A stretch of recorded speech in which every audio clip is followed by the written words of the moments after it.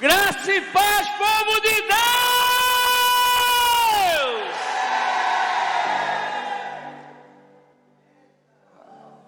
O povo está feliz hoje.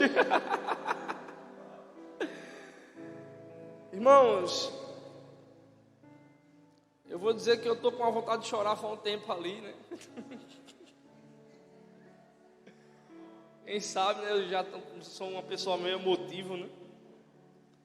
E aos louvores estavam tocando, as cenas começam a aparecer na mente.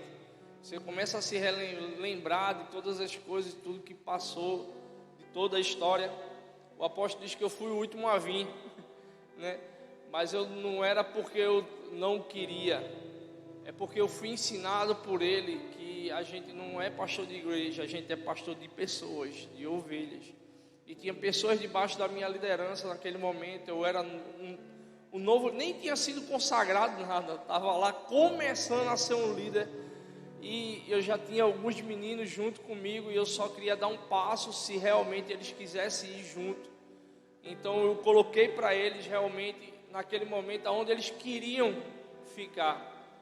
E todos naquela noite decidiram vir para a futura, que ainda não era, Igreja Avivamento e Restauração, que era Igreja do Avivamento Batista da Restauração.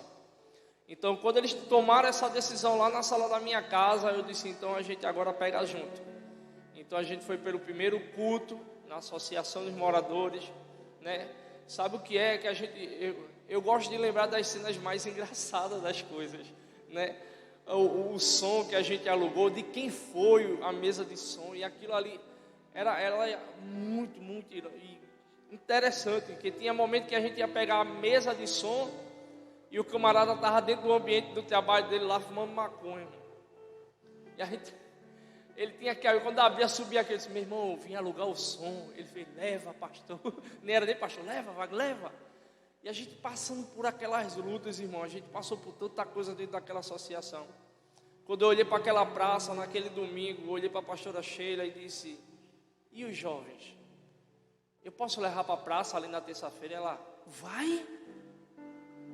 E a gente fez o primeiro culto dos jovens na praça.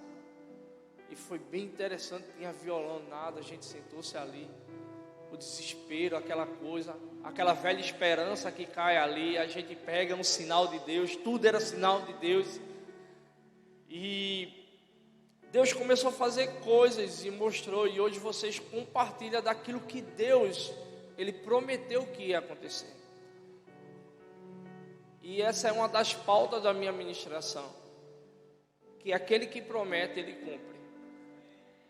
Que tudo é no tempo de Deus. Cada louvor que está tocando aqui na igreja, Deus tem falado muito forte comigo. A gente tem cantado uma canção aqui dentro da igreja, que ela mexe muito com nossa alma, com o nosso corpo, mexe com o nosso espírito. E ela é uma realidade de algo que já vai acontecer. Mas às vezes a gente canta, pula, extravasa. Mas de vez em quando a gente esquece disso. Que Jesus vai voltar. E Ele é fiel. Então a gente tem que viver realmente como se fossem os últimos dias da nossa vida aqui na terra. Não que você vai parar de trabalhar, de estudar, de correr atrás dos seus objetivos. Mas que você tem que estar preparado espiritualmente para quando o Senhor Jesus voltar, a gente poder partir em paz, a gente deixar esse lugar. A morada já está pronta, irmão. A morada já está pronta. Amém?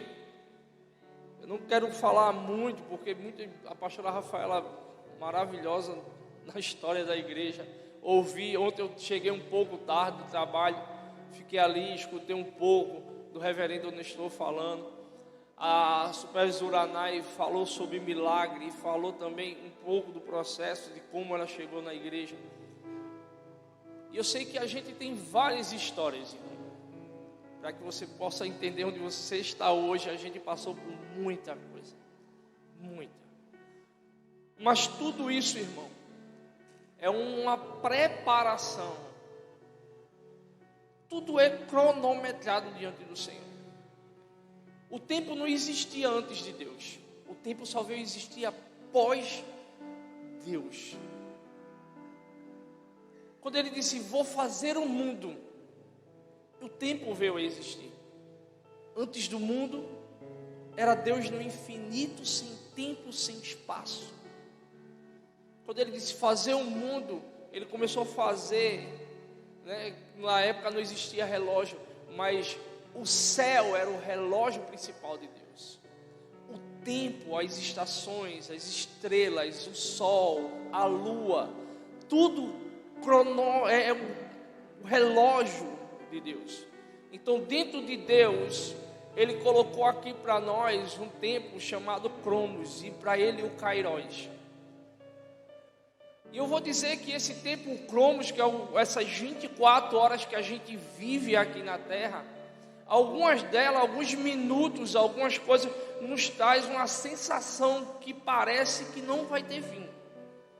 Angústia, às vezes aperreado com alguma coisa, será que vai acontecer? E tudo vai correndo para que o tempo de Deus ele venha. Se a gente entendesse aquele texto que ele diz, olha, para mim 1000 anos é como o nosso coração, ele repousava no Senhor, ele descansava no Senhor.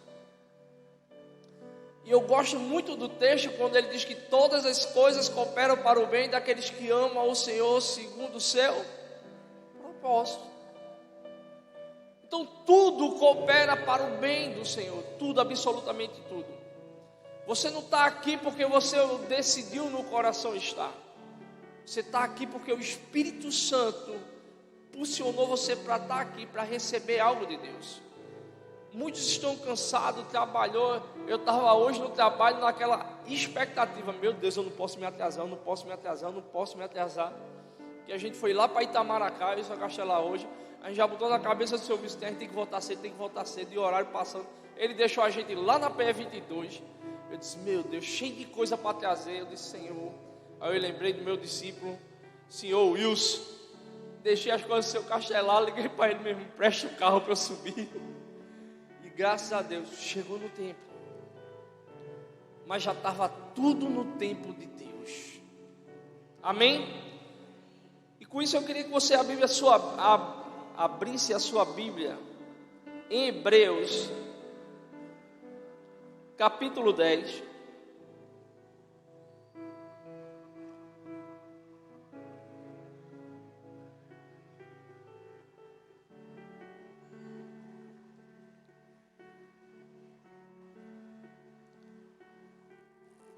Hebreus capítulo 10, a partir do verso 19. Diz assim, ó: portanto, irmãos, tendo coragem para entrar no lugar santíssimo por meio do sangue de Jesus, pelo novo e vivo acesso ou caminho que Ele nos abriu através do véu, isso é, o seu corpo. E tendo um grande sacerdote, um sumo sacerdote sobre a casa de Deus, aproximamos com um coração sincero, com a plena certeza da fé, com o coração purificado da má consciência e tendo o corpo lavado com água limpa, sem vacilar, mantenhamos inabaláveis a nossa confiança, a nossa confissão da nossa esperança, da nossa fé. Pois quem fez, diga assim, ó, quem fez a promessa. Você pode dizer essa palavra promessa com mais intensidade, irmão?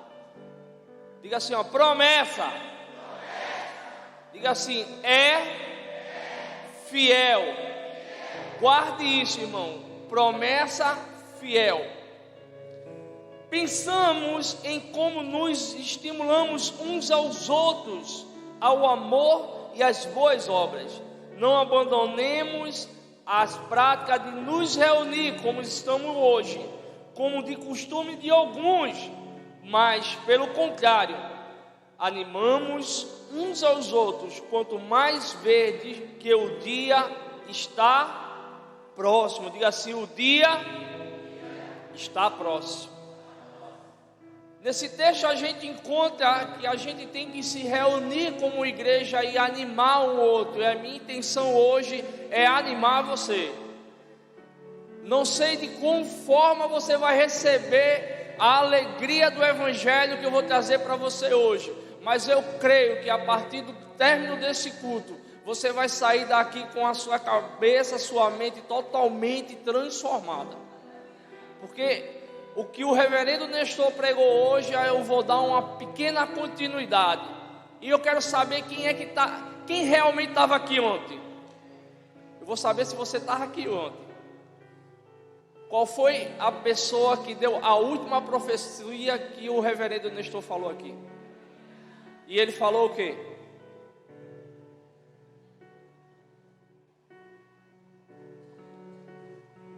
Depois você vai entender quem vai ser. Final dele é o início daquilo que eu vou falar para você hoje. Amém? Abra em Hebreus capítulo 4, versículo 16.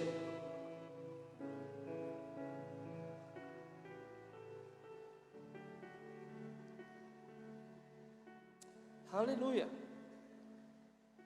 Diz assim, portanto, aproximo-nos com confiança no trono da graça, aleluia, para que recebemos a misericórdia e encontramos graça, a fim de sermos, diga assim, socorridos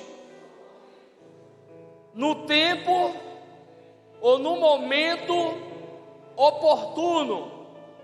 Você pode gravar isso, irmão? Momento oportuno. Diga assim, momento oportuno. Irmão, a gente vai trabalhar essa parte de dois textos. Quem fez a promessa? Quem fez a promessa? Primeiramente, o que é promessa? É um ato ou um efeito de prometer, coisas prometidas, um compromisso. Quem já recebeu uma promessa do Senhor? De Deus, eu estou falando uma promessa de Deus levantar um profeta e dizer algo, é isso. E com o tempo realmente ela se cumprir. Quem prometeu é o Senhor. E Ele fez um ato de compromisso conosco, como igreja. Ele fez muita promessa para a igreja do Senhor. E Ele vai cumprir. E uma das mais esperadas é que Jesus vai voltar. Que Jesus vai voltar. Mas antes de Jesus voltar, Ele teve que nascer. Então Ele diz aqui, a promessa é um ato ou um efeito de prometer alguma coisa. E Deus prometeu para mim e para você. E Ele prometeu porque Ele é fiel. A palavra fiel é aquilo que cumpre, é aquilo que se obriga, é a lingueta da balança que indica o que é perfeito, o equilíbrio das coisas. Então quem é fiel é aquele que não tem sombra de variação, aquele que não mente, aquele que diz e cumpre. Então a gente está falando de uma pessoa que nunca vai falhar. Ele nunca vai falhar. Se Ele prometeu, Ele vai cumprir. Porque Ele é fiel. Nada pode tirar a fidelidade de Deus sobre a nossa vida. Uma vez Ele prometeu que iria acontecer, que Jesus iria nascer. E Jesus nasceu. Mas foi no tempo das pessoas? Não. Foi no Kairos. Foi no tempo dele. Foi no tempo que ele disse, é agora. Veja que interessante, abra em Gálatas, capítulo 4. Só abre em Gálatas e espera.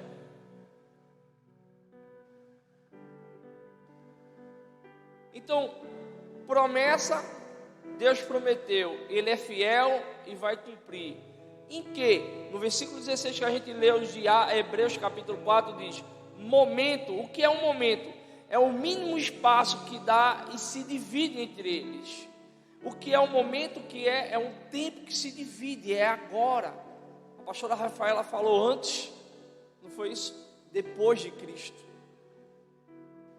As pessoas negam, as pessoas tentam negar a existência de Deus por não vê-lo. Mas a existência de Jesus é impossível negar, porque Ele existiu.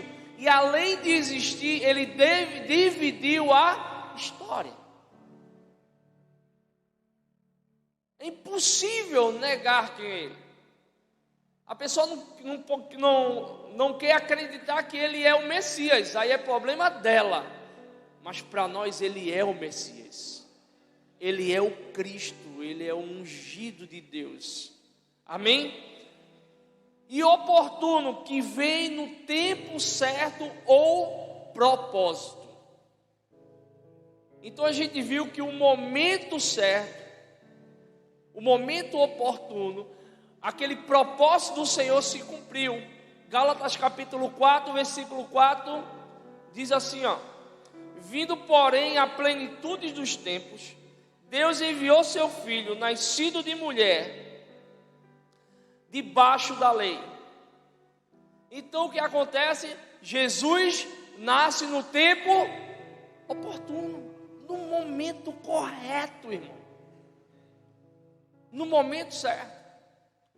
Eu cheguei um bom tempo da minha vida a assistir muito filme medieval. Eu aposto consta. E tinha hora que eu ia dizer, meu irmão, era para eu ter nascido nesse tempo. Era espada para todo lado.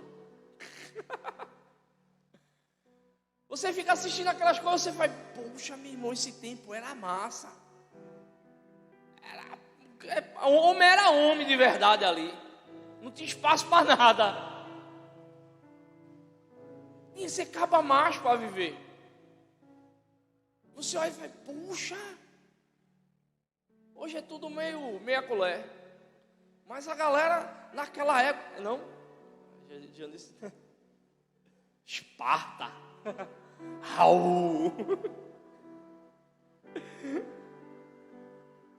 Jesus nasce no tempo certo, no momento certo.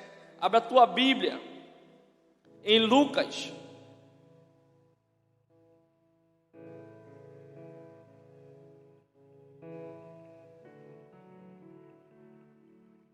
capítulo 2.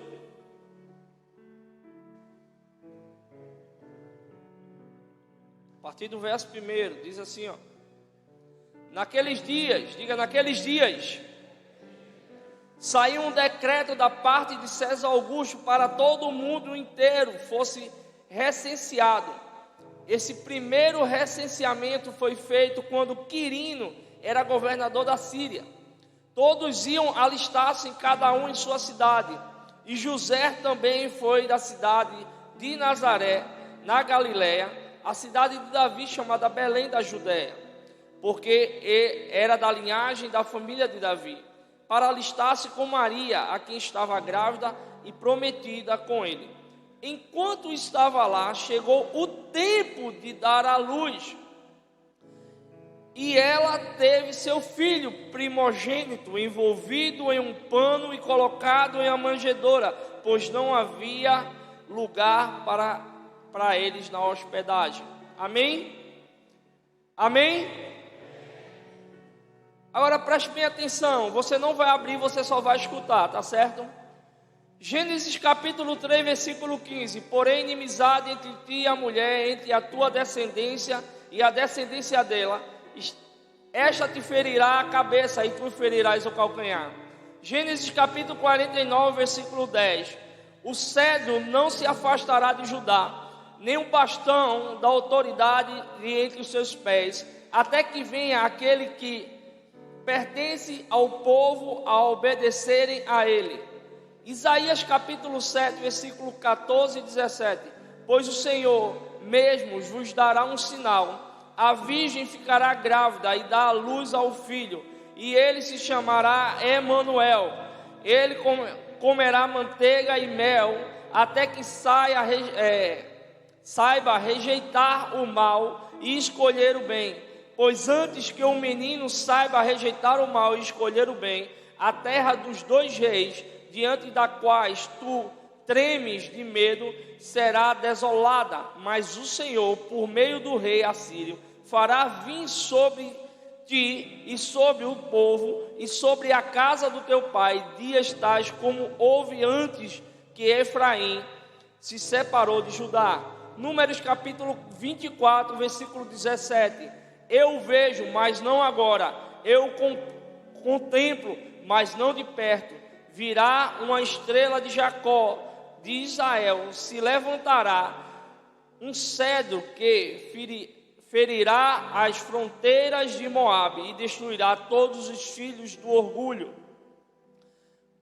Miqueias 5:2. Mas tu, Belém, Efratas, embora seja pequena entre milhares de Judá, sairá de ti para mim aquele que reinará sobre Israel, cuja origem são desde os tempos antigos, desde os dias da eternidade. Isso são algumas promessas que Deus fez que Jesus iria nascer. Deus deu toda a característica como Jesus ia nascer. É perfeito, irmão. De Gênesis até Malaquias, existem promessas e detalhes. Isso aqui são pouquíssimas coisas de como Jesus iria nascer e o lugar que Jesus iria nascer.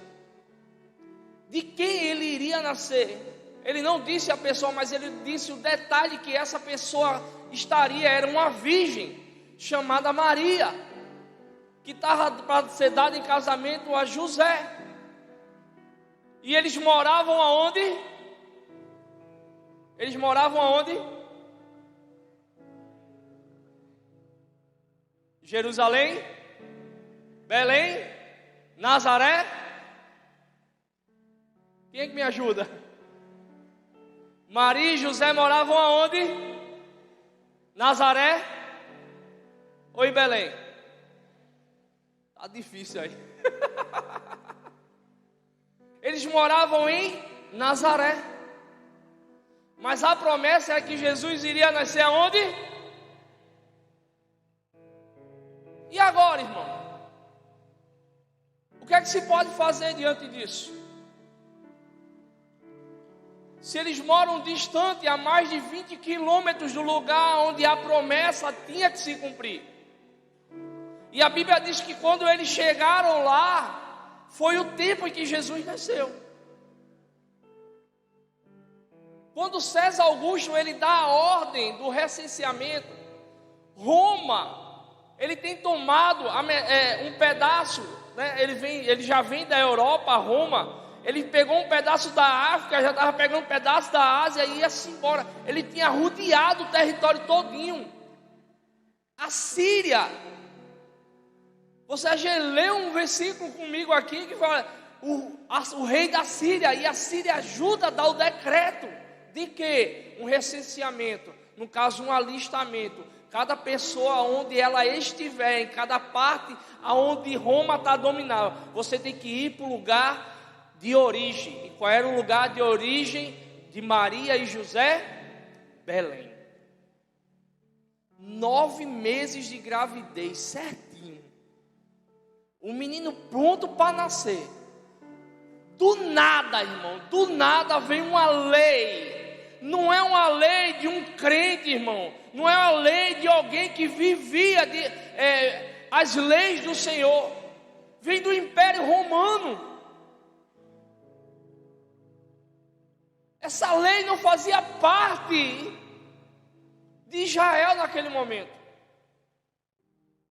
Vamos fazer uma lei, a gente precisa, porque a gente quer combater, a gente vai saber o que tem. Todo mundo se alistar.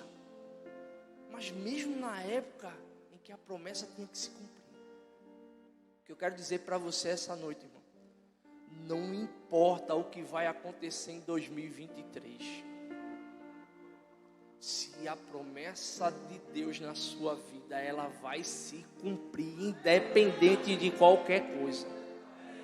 Não é lei, não é governo, não é absolutamente nada que vai impedir da promessa de Deus sobre a vida da igreja, irmão. Ao contrário, entenda isso. As coisas cooperam para o bem. Eles viviam num momento angustiante da sua vida, onde Roma se introduziu dentro de Israel. E eles pensavam que ia ser exterminado, mas disse: não, a gente vai mover a cultura de vocês. A gente vai viver no meio de vocês. Se levanta. Na época de Jesus se levantou pessoas, levantou Teudas, Barrabás e outros revolucionários naquele momento, querendo trazer Deus de todas as formas. Mas Deus disse: é no meu tempo. Quando a igreja começou a ser perseguida, quando Jesus morreu e os discípulos começaram a pregar o evangelho, aparece um camarada chamado Gamaliel, um dos maiores líderes da religião judaica, e disse uma coisa: ei, para de perseguir. Como outros que vieram e morreram no caminho, se eles não forem realmente o do Messias, vai parar. Mas se eles forem, vocês vão lutar em vão, porque vocês estão lutando contra o próprio Deus. Irmão, o que é de verdade não morre. O que é de verdade não morre. Não importa a perseguição que se levante sobre a igreja, não importa o que se levante contra a promessa do Senhor, não importa o que pode acontecer com você durante a trajetória da sua vida, a promessa de Deus, ela vai se cumprir. Ela vai se cumprir, irmão. Tem momento que vai bater o desespero, vai. Teudas estava desesperado, Barrabás estava desesperado, não queria viver o governo que estava sobre eles. Vamos se levantar. Calma. Quando Jesus vem, irmão, e se revela, aquelas pessoas a qual Jesus escolheu, é só riqueza de detalhes dentro da Bíblia. Você vê ele na expectativa da promessa de um rei. E que é um rei naquela época? É aquele que vinha num cavalo, levantar sua espada e dizia: pelo poderes de Grayskull, e ia dominar tudo, irmão. Eles esperavam um rei nesse momento. Deus disse: não. O meu é de dentro para fora. A minha transformação é aqui, o meu reino é aqui. Não é pela nossa força, é pela nossa oração, irmão. Não é pelo meu grito, é pelo meu choro nos pés daquele que pode resolver todas as coisas. É no tempo dele. Aquietai-vos, ó minha alma, espera em Deus, porque ele prometeu e ele vai cumprir, igreja. Ele vai cumprir. Deixa eu ser bem sincero. Eu estava num momento de crise dentro da minha casa. Mas não é crise dizer assim, doidar. Porque eu sou uma pessoa que eu gosto de escutar todos os lados das moedas. E chegou um momento que eu disse: Senhor, por favor, me diz o que vai acontecer. Eu não quero escutar de ninguém. Eu não quero que o Senhor levante profeta de canto nenhum para falar comigo sobre o que vai acontecer. Eu quero que a tua palavra fale comigo. Quando eu comecei a ler o início de Lucas, eu parei ali. Disse: muito obrigado. Meu coração, eu estou tranquilo, eu estou feliz. Sabe o que eu aprendi com a vida? Eu aprendi que eu tenho que morrer por Jesus e não lutar desesperadamente por Ele. minha luta é dizer: existe um reino, existe um Deus que cura, que salva e liberta. E eu vim aqui para morrer por Ele.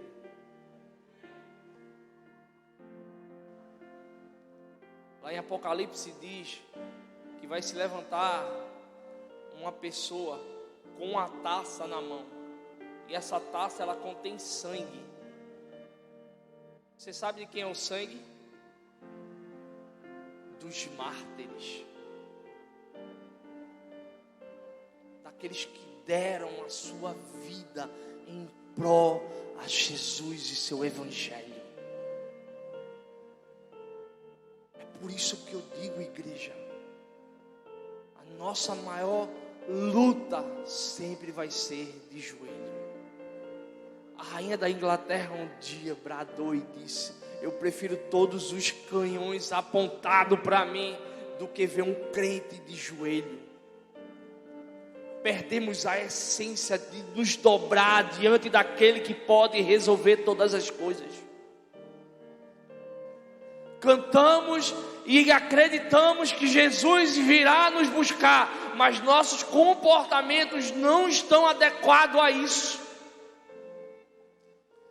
Acreditamos que tudo se coopera para o bem daquele que ama ao Senhor, mas não vivemos como isso fosse uma verdade.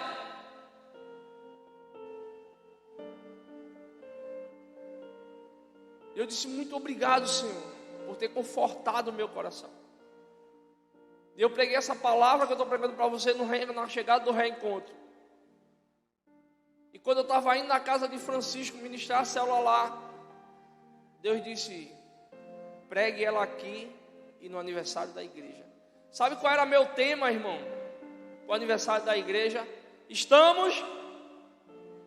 Misericórdia. Estamos.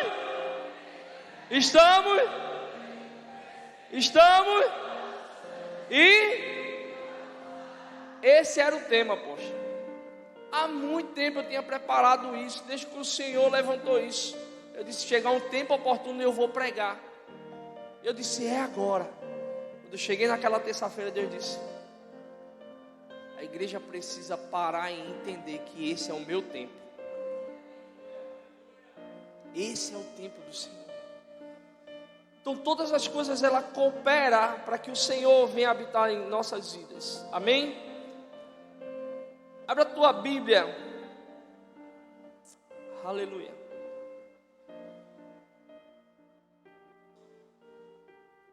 Deixa eu ver se eu já peguei algum.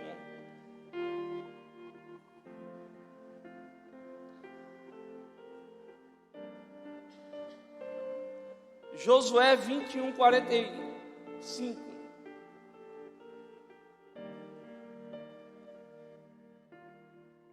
Aleluia. Diz assim, ó: nenhuma palavra falhou.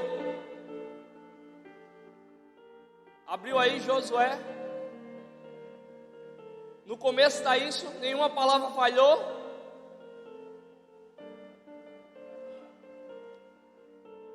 Josué 21:45.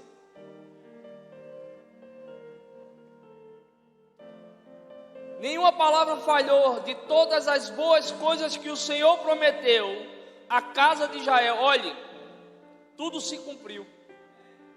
Você vai tirar a palavra Israel. E você vai dizer assim: a casa de Wagner, e você vai dizer o seu nome. Tá certo? Nenhuma palavra falhou. Bora, nenhuma palavra falhou de todas as boas coisas que o Senhor prometeu à casa de Wagner. Tudo, diga assim, tudo se cumpriu. Você pode fazer melhor, irmão. Nenhuma palavra falhou. E não vai falhar na tua vida e nem na minha vida. Vai se cumprir. Ele é fiel. Ele é fiel. Ele é fiel, irmão. Aleluia. Meu Deus. Isso era só a introdução e eu vou pregar agora. Não, irmão. Lucas capítulo 3.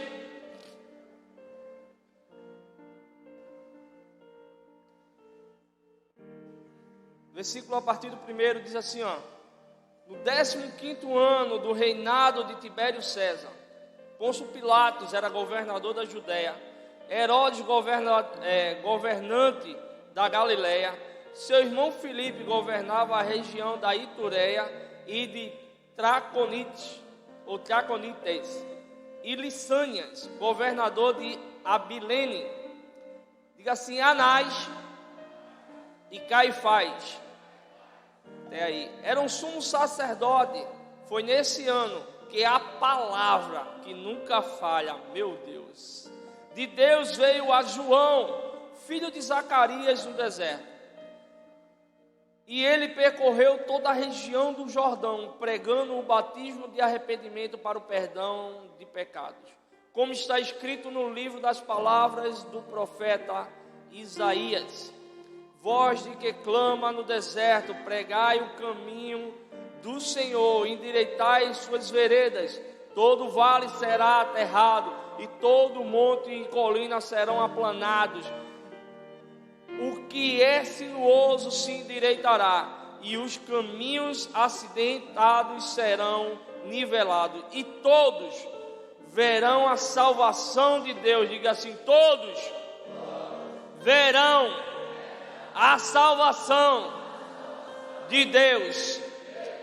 E João dizia às multidões que vinham para ser batizado por ele, raça de víboras, quem vos ensinou a fugir da ira futura ou vindoura? Produz frutos próprios de arrependimento, e não começais a dizer a vós mesmo, Abraão é o nosso pai, porque eu vos digo que até dessa pedra Deus pode dar filhos a Abraão. E o machado já está posto à raiz das árvores. Aquele que não produz bons frutos será cortado e jogado no fogo. Então as multidões lhe perguntavam, o que devemos fazer? Ele respondia, quem tem 2 túnicas, reparta com o que não tem nenhuma. E quem tem alimento, faça o mesmo. Vieram também alguns publicanos para ser batizados e perguntaram, mestre, o que devemos fazer? E ele respondeu, não cobrais mais do que é prescrito. E também alguns soldados perguntaram, e nós, o que devemos fazer? E ele lhe disse, de ninguém tomai nada à força, e nem fazeis denúncia falsa, e contentai-vos com o vosso salário. Estando o povo em expectativa, e pensando todos no coração, que talvez João fosse o Cristo, João disse a todos, eu vos batizo com água, mas vem aquele que é mais poderoso do que eu, de quem não sou digno de desatar as correias das suas sandálias. Ele vos batizará com o Espírito Santo e com... Irmão, entenda o cenário rapidamente, que eu já vou encerrar. O cenário era que toda a cultura judaica e todo o governo de Israel estava sendo diferenciado, estava sendo abolido. Eles tinham um rei, nesse momento eles deixaram de ter um rei e começou a ter governadores em cada cidade.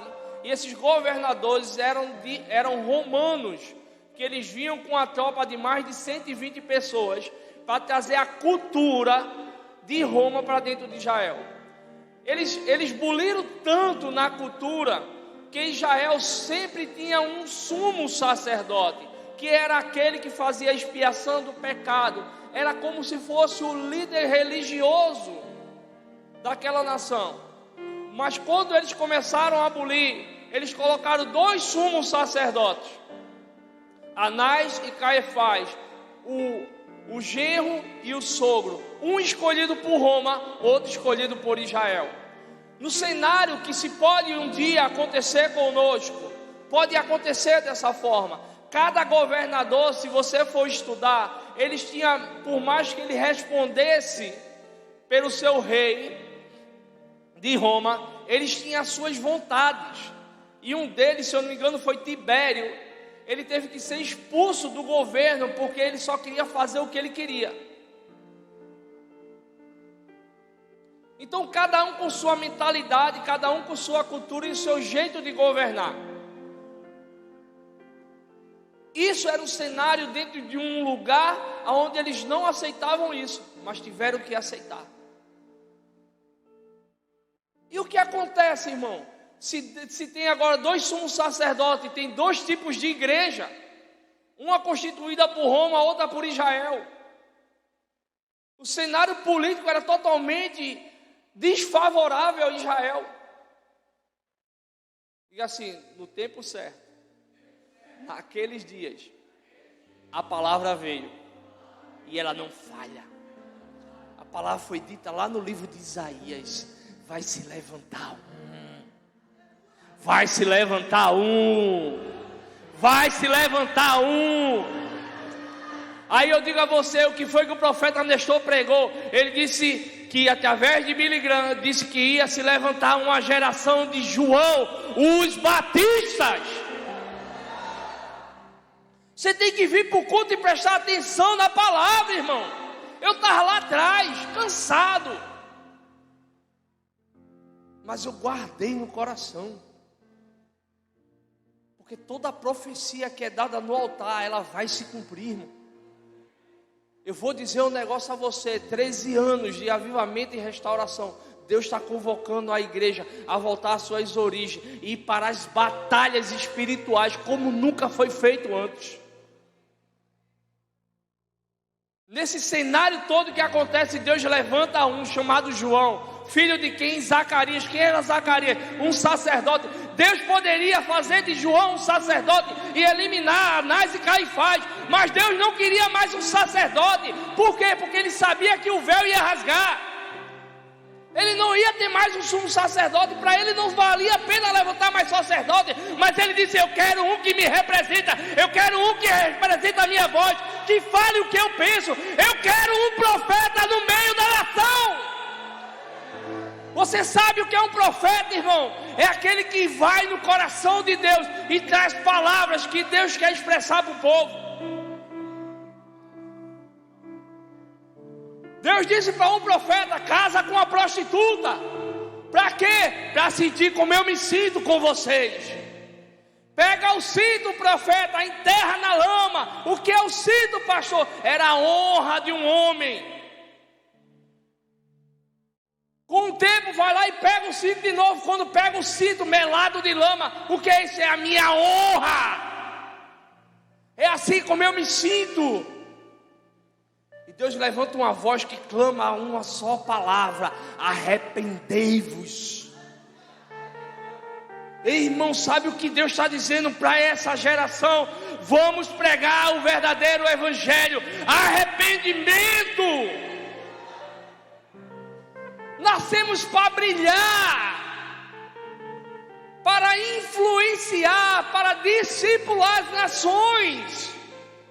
Não foi para obrigar ninguém a viver o que eu e você vive, não.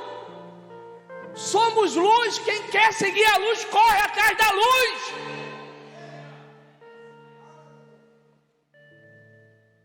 Não importa o cenário, importa que a gente tem um Deus poderoso e que vai cumprir todas as suas promessas.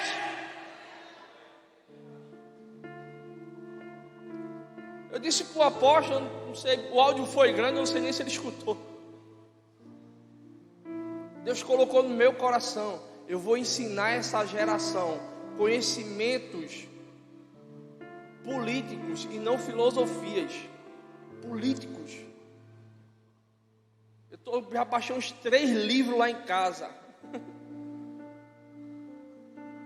Para quê? Porque é a falta de conhecimento que faz o povo perecer. E essa igreja, ela não vai perecer, porque ela vai ter o conhecimento da verdade. A gente vai treinar vocês, tanto com conhecimento, mas com a maior força do mundo espiritual, o nosso joelho e as nossas palavras. Fica de pé, igreja. Eu tenho algo guardado poderoso aqui para você. Eu acho que o que eu falei não foi o suficiente, eu guardei isso aqui para o final.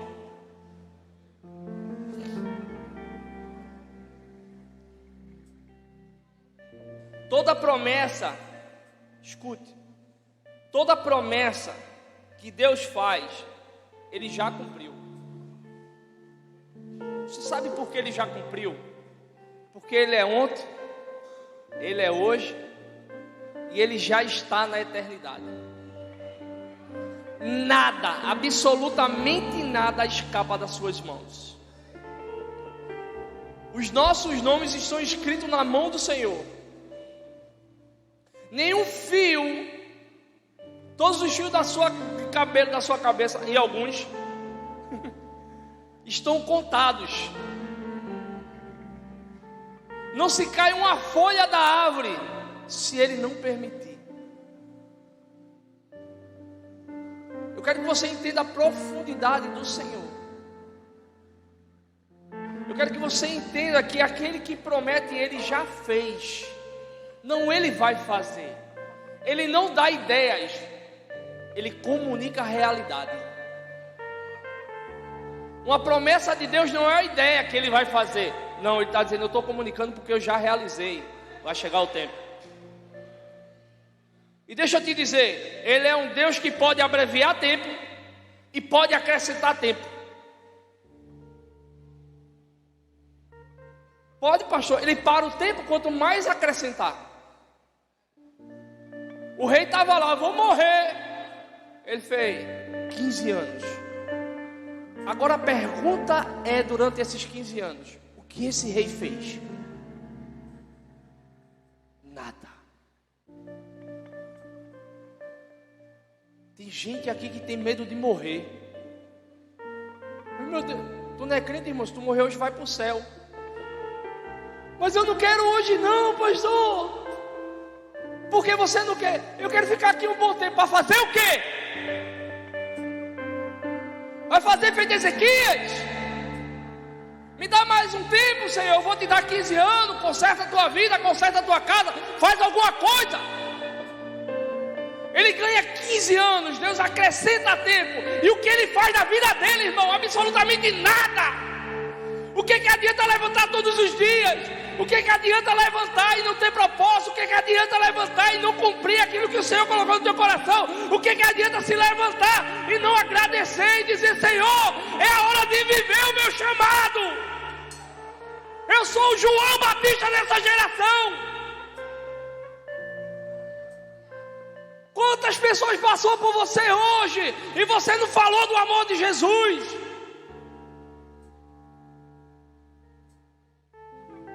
Ele disse, por causa dos santos eu vou ter que abreviar, eu vou ter que encurtar os tempos. Essa geração não pode ser parada, irmão. Essa geração não pode ser parada. A promessa foi, o profeta Nestor falou ontem, das promessas, e algumas promessas já se cumpriu, alguns avivamentos dentro do Brasil se cumpriu, alguns faltam se cumprir. Mas deixa eu te dizer uma coisa, irmão. Sabe como é que a gente sabe que uma criança ela está ávida de ter umas coisas?